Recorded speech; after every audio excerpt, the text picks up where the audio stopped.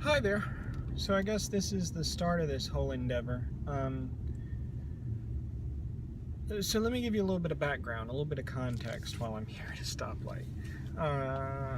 My father passed away in 2011, and at his passing, I inherited a 22 pistol.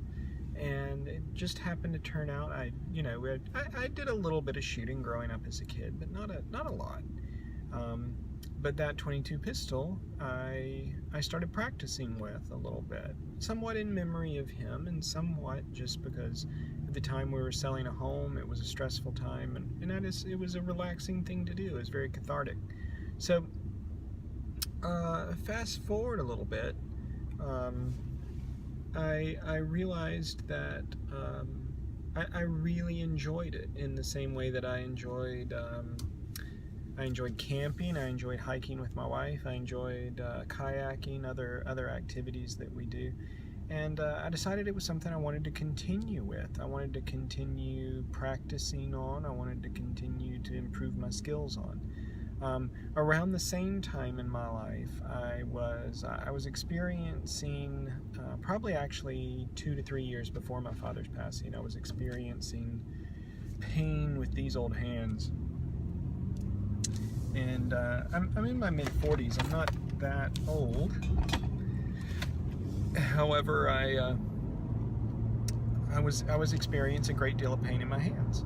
I do largely office work, designing, developing, web work, computer work, and of course the obvious diagnosis was carpal tunnel.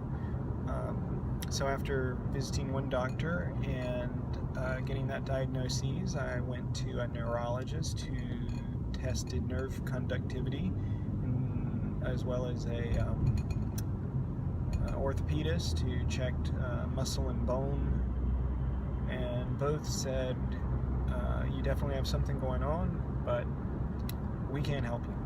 I was referred to a rheumatologist, a very excellent rheumatologist, who eventually, without going into a great deal of detail, diagnosed me with what's currently referred to as an undifferentiated spondyloarthropathy. It's quite a mouthful. I had to practice that a few times to get it right. But in essence, it means my immune system, almost all arthritic, all rheumatological issues are immune system based, but I have a genetic marker, a B27 gene, that causes my immune system, when it doesn't have anything better to do, to chew on the connective tissues of certain joints. Sometimes it's my Achilles tendon, but a lot of times it's my hands. And as a person who loves woodworking, who loves computer work, who loves art, and who loves shooting, losing flexibility, losing strength, losing reliability of my hands is tough. It's tough. But the reason I started this particular series, and I think what I'm going to try to do is post a few videos, is because I'm a guy who loves to shoot. That's one of my favorite pastimes. I'm a guy whose hands hurt a lot, and I know I'm not alone.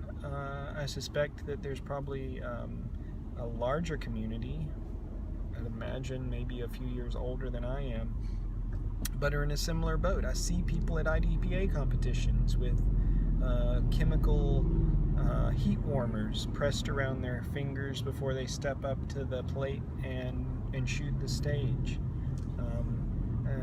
I see other people struggling with similar issues, and yet whenever I look on YouTube and I try to find advice on competitive shooting, recreational shooting, and shooting while dealing with arthritis, there's not a lot there. And frankly, understandably, it's a niche market. But what's YouTube about but little niche markets? So I've created this account. This likely will be my first post, but my goal is to sort of walk others through some decisions I've made. What was the first pistol I bought after inheriting that 22? what have I tried that I didn't like and why, and what were the impact on these hands. You know, who knows? Who knows? There may be a little bleed over into sort of dealing with arthritis as an adult, and there'll certainly be a lot of bleed over into dealing with shooting and family and taking family shooting whenever you're also struggling with or coping with the limitations associated with you know, this condition. So anyway, I appreciate you hanging with me.